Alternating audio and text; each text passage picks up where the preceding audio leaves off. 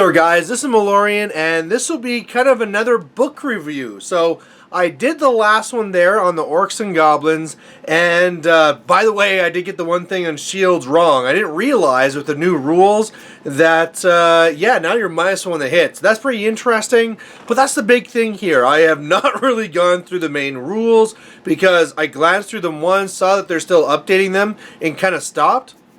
But now I'm kind of coming back and I'm having a review of these books, and it's kind of more of a reaction video too, because when I did the Orc and Goblin book, I had not looked at it before, so it's all just brand new. And now I'm looking at this one here for 9th Age for the Dwarves. Somebody had said in the last one there, hey Malorian, you should really look at the Dwarves. And I thought, you know what, I should, because Dwarves are that interesting one where they could be so boring, right? They're just like, oh, they're regular guys, they're slower and have more armor.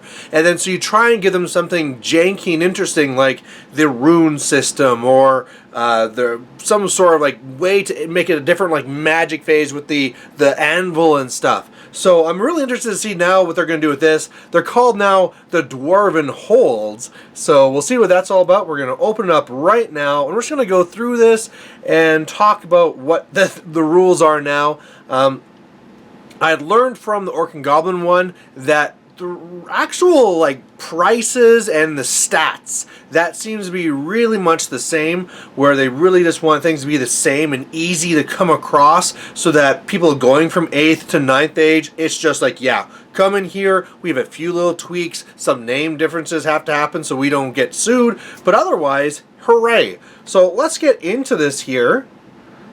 And of course my computer is going to be slow because I'm low and stuff. But here we go. Starting off here with the Army Special Rules. And the first one here is Hewn Out of Mountains. Dwarven Hold armies always reserve a +1 bonus to dispel rolls. So that makes sense. It's always been in the idea that they're supposed to be more resilient to magic. Plus in the game's terms, since they don't have their own magic, they better at least have good defenses against it. So a +1 against it, sure, makes sense. Ancient Grudge against armies, Orcs and Goblins. I thought they were changing that. It wasn't actually going to be Orcs and Goblins anyway. And the Vermin Swarm. The army counts as having 1 additional model with Reckoner Special Rule.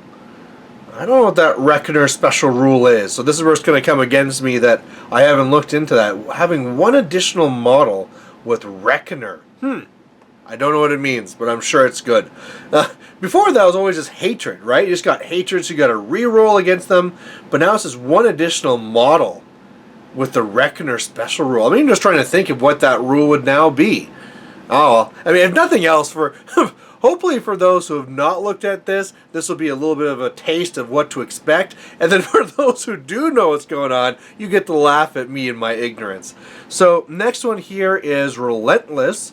Units containing only models with this special rule march even when there are models with an 8, so it's basically can't be march blocked.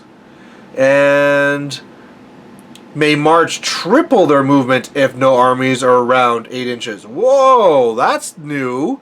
So that's always been a thing where dwarves are so slow that march blocking is kind of really mean, especially back in the days where there wasn't even like a test or anything. If somebody just went by you, you were just march blocked. It was really bad. But now the idea that if no one's within that range of you, that you can go triple speed, that's pretty good for a dwarf. Grim Resolve. A model with this rule gets Thunderous Charge Special Rule. Furthermore, it does not suffer -1 to hit when making a stand and shoot reaction charge. Okay, so that's nice. You know, of course, it's going to be on your shooters and all that stuff here. Then I'm guessing the Thunderous Charge rule is probably +1 to hit or something like that, or +1, you know, to damage. Shield Wall. A model with this rule adds a further +1 to its armor save in close combat when using a shield against a non-special close combat attack with enemies in the model's front. So just straight up, hey, you got shields, you get a +1 here. And so this was kind of changed from before, because from before it was +1 ward save when they charge you, and now this is just going to the armor, which I like. The whole idea of, I got a parry save, it's a ward, magical thing, that didn't make sense to me. Extra armor, I like that. Entrench. Once deployment is finished, but before moving vanguards and scouts, a model of this rule may entrench one war machine. The war machine counts as being as in hard cover. So we kind of had that before in different ways. I'm sure this is something that's on like the Master, Engineer, or whatever. Hold Stone. At the start of any round of combat, a model carrying the Hold Stone, which is... Again, I talked about this in the Orc and Goblin book, but it's just... Come on. We know what these things were before. But either way, the Hold Stone, once it does, he and the unit treats flanks and rear as front for purposes of parry, shield wall, and supporting attacks to their flanks and rear. Note that they can still be disrupted. While the Hold Stone is active, the bearer must always issue and accept challenges, and the unit cannot pursue any enemies in the same combat the Hold Stone was used. Once the combat is over and the bear is slain, the benefits of the Hold Stone immediately end. So that's different. Before, basically, you'd put down the stone there, and you're just like, we're stuck here. This is our last stand, that's it. But this is kind of more of a... I wish they would even go the stone thing. It's more like, I don't know, like hold the lines type thing, because this is just for now. I mean, as soon as that one combat is over, that's it. Before, like I said, they were locked down and that's it. And it was kind of a weird thing because you could get into these little tiny combats and then you're locked down, you're dancing around, that unit's out of the game. Never was really used. So this is nicer. I mean, if you get hit on the flank, you can use this. And it's like, hey, for this combat right now, we're not going to take those minuses. And I could definitely see this now being worthwhile. So I like that change. You're coming with me. This one here is close combat attacks for models with this rule always successfully wound on 2 wound rolls of 4+ or better if the strength would allow it. So this is going to be on the Slayers. Any model with this rule removed as a casualty in close combat may make a single close combat attack immediately using the same weapon choice used in combat. All bonuses from weapon used and special rules apply to this attack. This attack must be allocated either towards the model that caused the casualty or the unit. In that case, distributing its attacks like shooting. Okay, so this is probably the thing that's there on the Slayers. So nothing really super different there. Runic Mastery. Rune Mastersmiths. So instead of Runesmiths, now the Runic Mastersmiths. Runic Smiths and Anvils of Power may take these under the rules detailed in each unit entry. I don't know why, it's just so funny reading this with these obviously twisted names. Rune of Metal. Type augment, duration lasts only 1 turn. Target may reroll failed armor saves. That's definitely a really good one. Rune of Resolve. It's instant, and they may make a 6-inch magical move. That's interesting. Rune of Reckoning. Lasts 1 turn. Target friendly unit may reroll failed to hit rolls in combat for a round. That could be good. Rune of Oaths Kept. Lasts a turn. Target friendly unit gains stubborn and immune to psychology for a round. So how's this working here? Oh, they're down as bound spells. Okay, so this is basically their magic. I gotcha. Okay,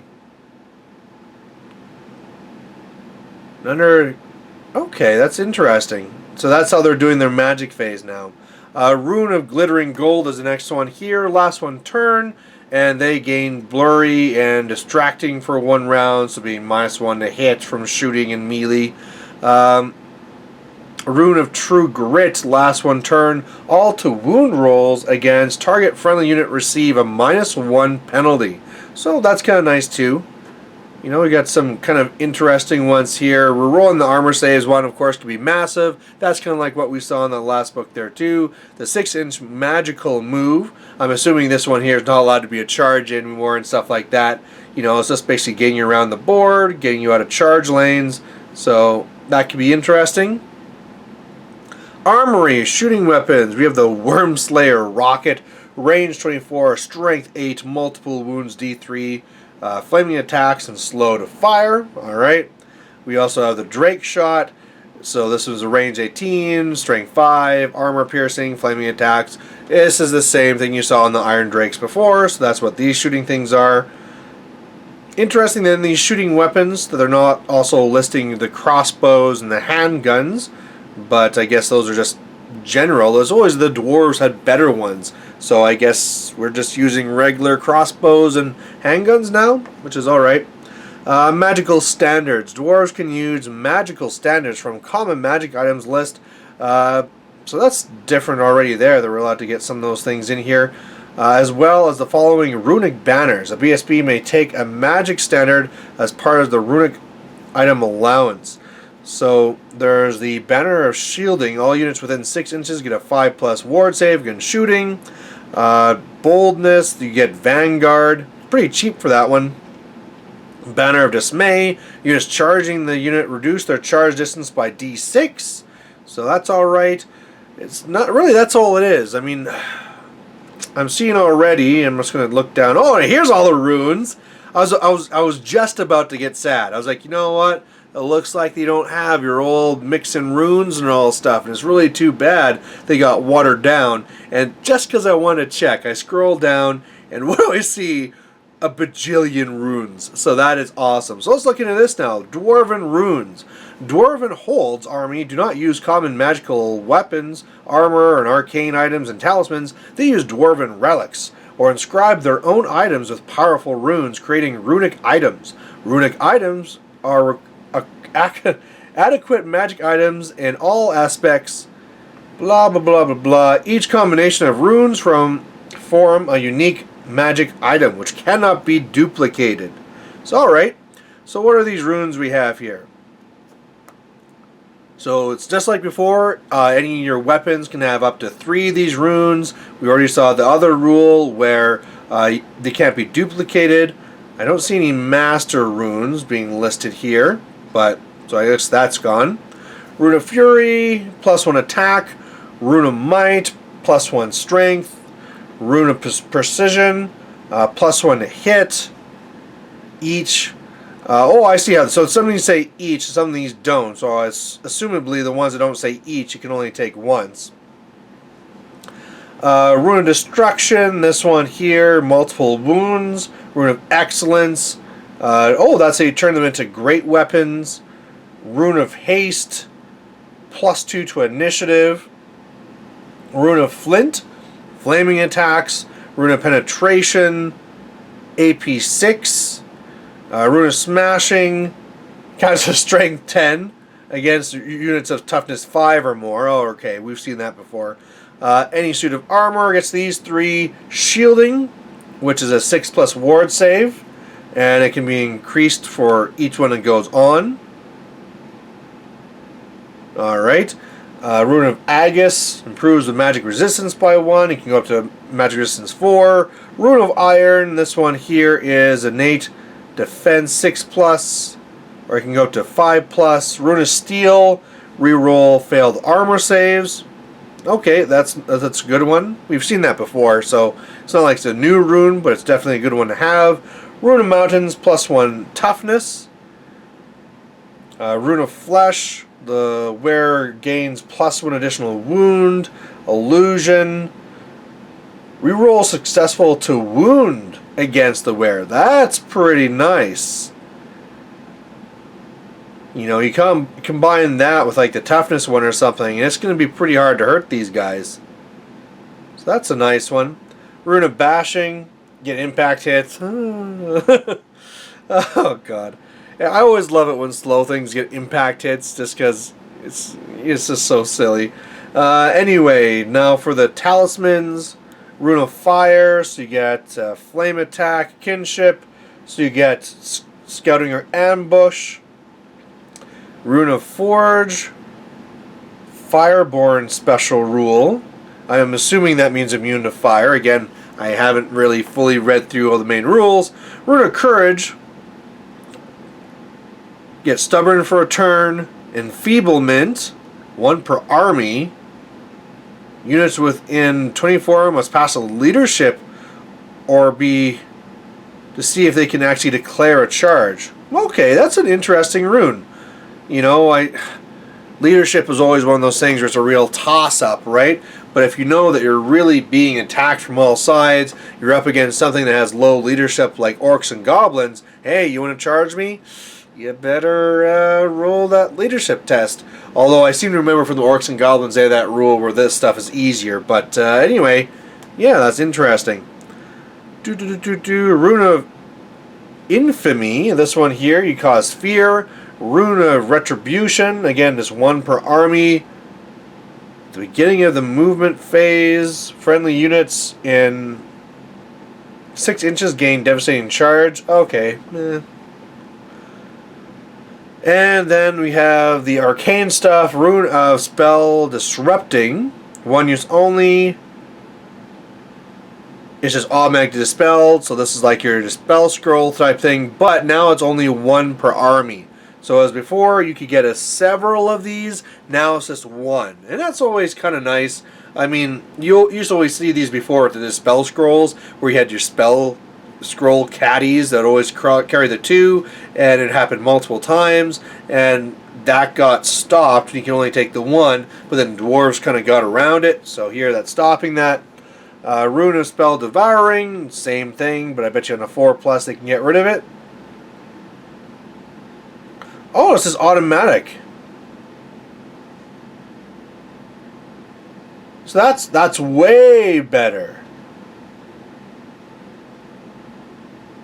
So why are those the same cost? I must be missing something. So the Rune of Spell Disrupting says the spell is automatically dispelled, and the Rune of Spell Devouring, the spell is cast. Okay, but you have to let it go through. I see how they do that, but then it's for sure destroyed. You know, that's an interesting way of doing it. So before, when a 4+ was destroyed, now it's like, well, okay, it goes through, it happens, but then after that it's destroyed. So that's really forcing your opponent to make sure they're getting the most from the army. You know, sometimes where key spells will be key later on, but you just kind of like fling them out early in the game just to kind of like buff some things, help you out. Now you're kind of saying like, all right, you better be sure when you cast that spell, because if I want to, I'll let it go through now where it doesn't really matter, but it'll be gone for the rest of the game. So that is definitely good.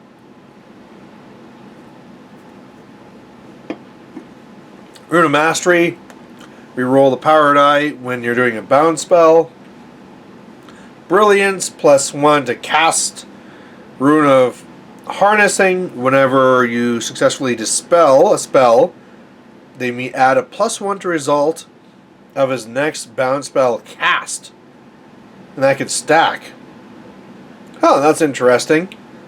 I don't know how much that'll come up, but it's an interesting item no matter what. Alright, getting down into this.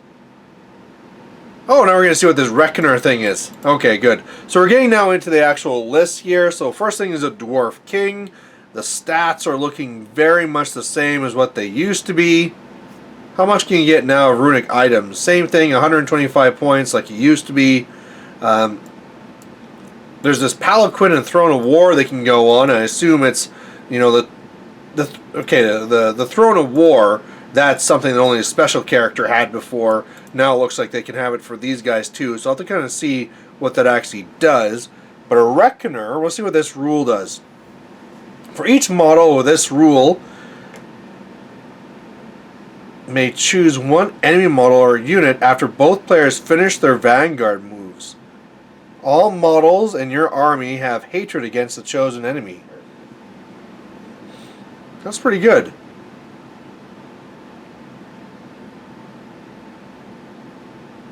Huh, okay, I see how that Reckoner thing works. So that's interesting.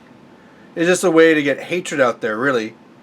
Alright, that works. I mean, before, okay, with the last book, you have to roll at the start of the game, and it'd be like, oh, what happens? Do we get hatred, or do we get re-rolls? So this is how they change that. So you're just basically picking a unit and saying, we hate those guys there. One model or unit, so if there's a monster or something like that. Demon Seeker. That's just like your Slayer Lord before. Looking pretty much the same. So we can give the guy impact hits. Why? Why are you giving these dwarves impact hits? Yeah, just like I thought. You're be coming with me is on these Slayers. Runic Mastersmith. He's looking mate. Oh, wow. So those bounce spells only cost 5 each. I kind of thought that they'd actually be a lot more expensive. But I guess his cost is fairly expensive. So that's interesting.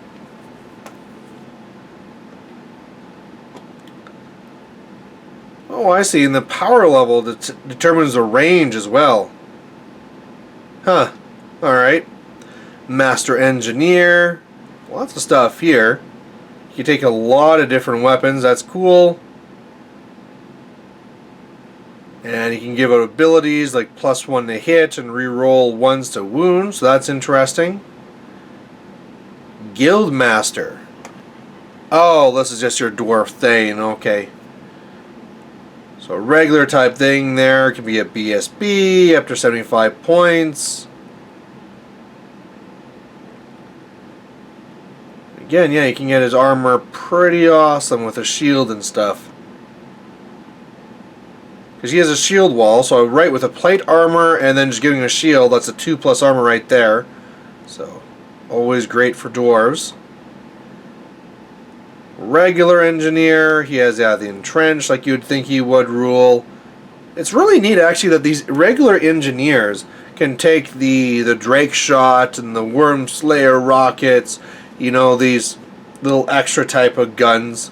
So that's kind of really neat that they get different things. I don't know how popular they're going to be, but at least that's interesting.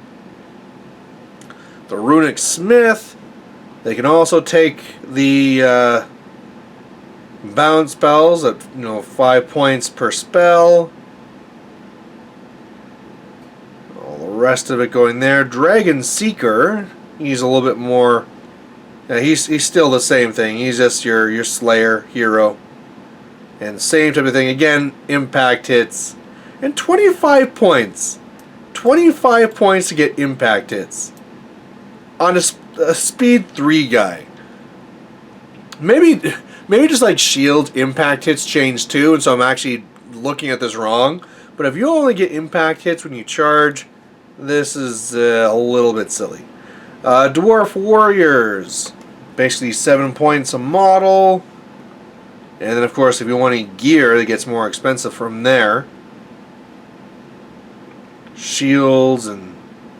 Okay, so you have all the options here, throwing weapons, all this stuff, so you can really trick them out however you want. You can even have shields and great weapons, so that's neat. Spears? You got spears on dwarves again? Okay, they used to have spears on dwarves. Well, this is a long time ago. So having that come back, that's really interesting. I wonder, it'd be interesting to see if somebody's actually modeled that now. But otherwise, the stats are looking the same. I like this, that you have so much. Okay, except this next, Dwarf Shooters. Really? You couldn't give it a better name for that? I better see Rangers, something down below. I'm not seeing any Rangers. Dwarf Shooters. Come on. Alright, anyway. Where were we? Dwarf Shooters, they get to choose between crossbows or handguns. They're 12 points per model. They can also get great weapons. So in this one here, before it was different, where like only the crossbow guys can get great weapons. Now it doesn't matter which one, any of them can just pick any of that stuff. So that's kind of neat. If you really want to make them have a gun and a great weapon.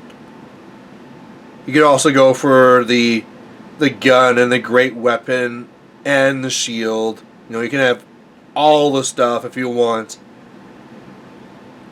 So really, what's the difference here? If you want to take a regular dwarf with a great weapon, that's going to be at 9 points, and if you take this guy here, it'll be 14. So you're paying 5 extra points for that gun. So I'm guessing the combo version won't be very popular.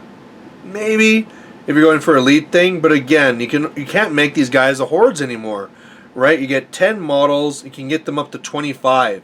So you're not getting like the 40 or the 50 that I used to run at before for the hordes. So these units are staying pretty small. Okay, that's the shooters. The dwarf warriors, they can go up to 40, so they can at least get up there. But I guess that's a real thing that really holds back the dwarf shooters there. They can't really, you know, bigger is better them because they're really kept down at the 25 points. And again, I made this comment on the last one. I'm not really a fan of these limits. Like I was just saying, it kind of makes it work because, okay, it limits these and the bigger better thing, but there's no scale to it, right? Are these sizes for the units based off an 1,000-point game, 1,500, 2,000, 20,000? You know, it doesn't scale to anything. So I'm not really a fan of limiting these unit sizes the way that they do. Greybeards here, which are just long beards. Seen it all. To reroll panic tests. Do they pay extra for shields? Again, they did it just like the orcs. If you want to take a more elite model, you have to pay more for shields. It's the same cost if you want great weapons. Also, for some reason, you can't take spears if you're a graybeard.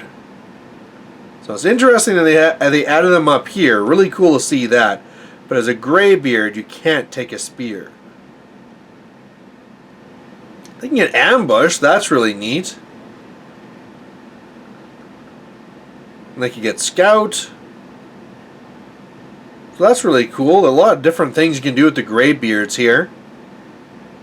But again, I'm not, you know, these guys here, you're paying the extra points already. So sure, you're getting the extra weapon skill.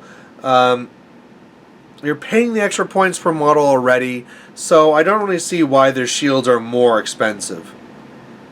To me, this says, well, don't make these guys defensive. Make them offensive and go great weapons all the time. But, oh well. Iron Guard. These are your iron breakers from before. They're going to be having straight up 2+ saves. And then I guess with the whole thing with shields being -1 to hit. So they're going to be really solid. Some people were wondering if the iron breakers before should have 2 attacks. They're still having the 1 here. However, the King's Guard, which is the same guys before, who have stubborn, I assume.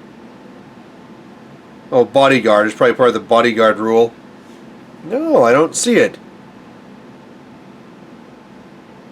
Are they not naturally stubborn like they used to be? So they also have the 2 attacks. They have their great weapons just like before. Oh, for a while I see they have a change here that the Iron Guard used to have fights and extra ranks, so you get an extra rank of attacks, but they took that away. I wonder if they just found it way too good. I mean, clearly that's why they changed it, but I'm just wondering, like, it doesn't seem like it's that crazy. Oh well.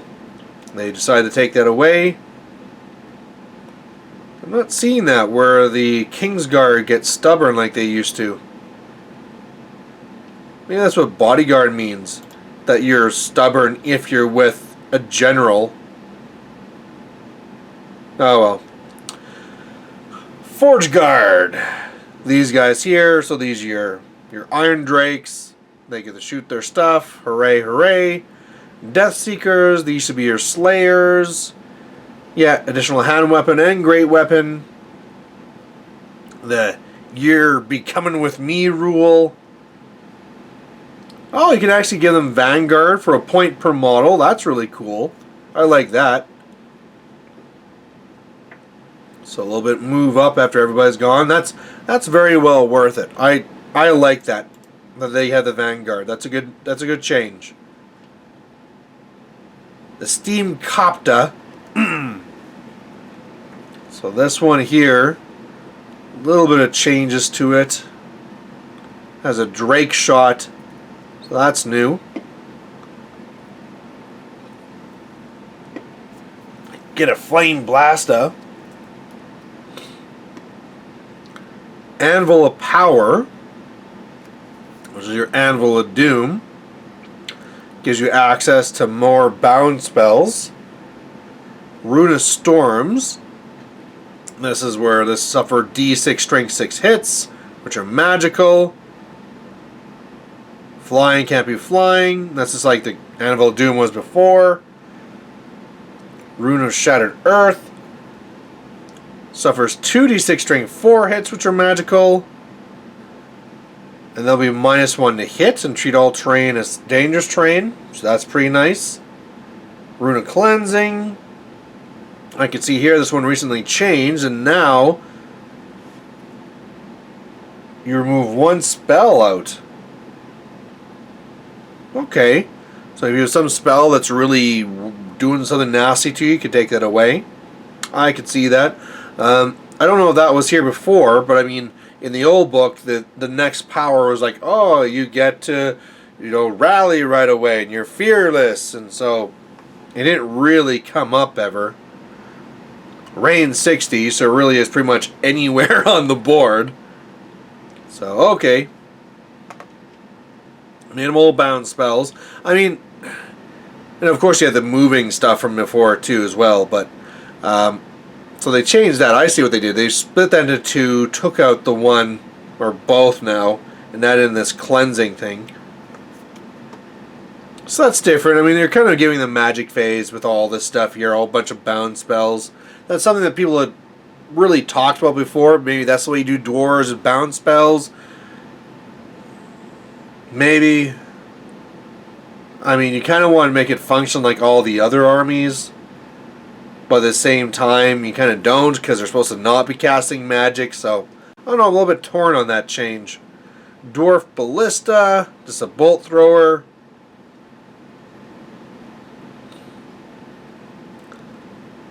Open Field Machine, what's this thing? Oh, that's probably the Goblin Cleaver, is that it?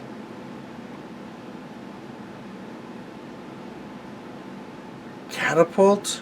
Oh, I see. You get to choose what you want to turn it into.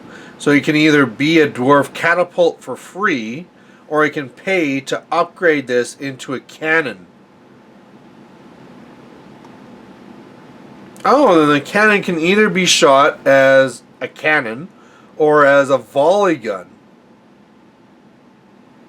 So that's how. There's no more organ gun. They got rid of that, and basically now the cannon has 2 different ways to shoot. And gets 2d6 shots. Alright. Sure. I mean, that seems like it's a way better thing to go with here, because now you get to choose between the cannon or having all those shots. That's a pretty good war machine. I mean, there's nothing like before where you're auto-hitting and all that stuff. But still really good. Close quarter machine. So this one's either the fire cannon or the volley cannon. What's this? A strength 30, strength 5, armor piercing 1, multiple shots, 2d6 plus 2. So what was this other one? Range 12. So why does the close quarter machine have a longer range than the open field machine? So the volley gun from up here does range 12, and this thing down here has range 30. It doesn't seem like it's in the right spot. But okay, this is also kind of like an organ gun, but goes a little bit different. You can give it magical attacks and an extra range. Can the other one get extra range too? No, okay. You can get +4 on any misfire tables. Flaming magical. +1 strength. Alright, so steam bomber. You can go on bombing runs, all that cool stuff. Hold Guardians. What in the world is these? 210 points for 3 models. So pretty much... Oh, they're their way of getting monstrous infantry. I almost kind of wish there was a fluff section in this so I can read what these are. There were different talks before about how to get monstrous infantry into dwarves, whether it should be like golems or some sort of like mechanical machine or something. So I guess this is how they're doing it here with Hold Guardians. So movement 5, so for dwarves these things are fast. Weapon skill 4, which is strength 6, toughness 5, 3 wounds, 2 attacks. They do multiple wounds, that's pretty damn good. Plate armor. Oh, and they can get extra of these too and even command. Well, okay, extra. You can go up to 6 models, so not very many. 210 points though. That's a lot of points for some monsters. Like, okay, it's monsters infantry with good armor. I don't know if they're worth it. I mean, clearly the game has changed, but I'm trying to think, like, compared to trolls and all that stuff. Is that really worth it? And only 2 attacks. Like, that's going to be the real killer there. Only 2 attacks. You'd expect 3 with monstrous infantry. It is monstrous infantry with armor. But just... And you could always use the other stuff where it's re-rolled. But it just doesn't seem to be enough. And you're doing multiple wounds, so that's interesting. They're hitting hard. And it's something fast and a slow army, but still fast is just 5. I'm not a fan at first look. I mean, you have to try it out. And again, they're such a small unit. I don't know. Berserker. What's this thing? Some weird crazy... Oh, it's like some crazy slayer that just kind of like randomly goes attack? 3d3 random attacks. Oh, he doesn't go randomly around. He's just crazy super attacking model. It's like an elite slayer. Okay, that's cool. I like that. Let's look what these things do. The Palanquin. That gives you natural armor, which I guess is probably just going to say +1. You get Grim Resolve, and you get the extra attacks.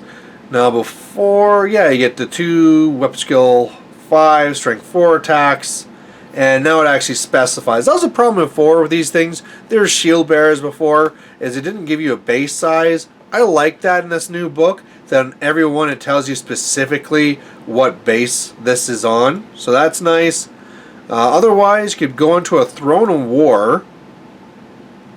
Natural armor save, extra stuff there again, but this thing has way more wounds. And I guess, like, compared to the other thing, which just automatically give you wounds, now this thing is separate.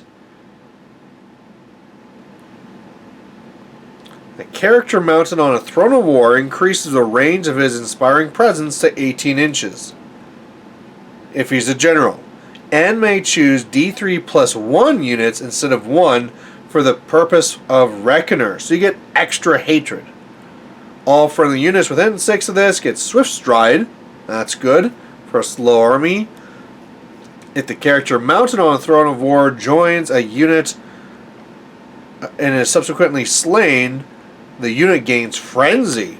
Oh, that's kind of cool. How many points was this Throne of War? I mean, you're making him a big target. But a Throne of War, that cost you 150 points. If nothing else, it's a cool thing to do.